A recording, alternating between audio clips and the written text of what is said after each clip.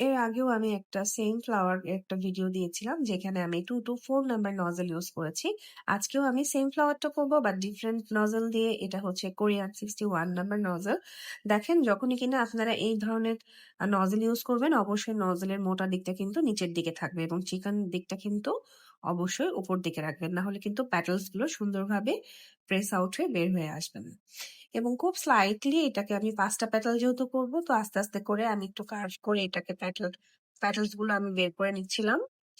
And এরপরে আমি যেটা করব মাঝখানে ছোট্ট একটা হলুদ রঙের রেণু দেওয়ার ট্রাই করছি। আপনারা শুধুমাত্র একটা রেণু রাখতে পারেন, সিঙ্গেল রেণু, অথবা আপনারা এখানে মাল্টিপল রেণুও রাখতে পারেন। সিঙ্গেল রেণু রাখলেও দেখতে ভালো লাগে, চাইলে আপনারা মাল্টিপল রেণুও কিন্তু দিতে পারেন। তো এটাই বোঝাতে চাইলাম যে একটা নজল দিয়ে যে শুধু এক ধরনের ফ্লাওয়ার করা যায় তা না। বহু ধরনের নজল আছে যেগুলো ইউজ করে আপনারা একই ধরনের অসংখ্য ফুল তৈরি করতে পারেন।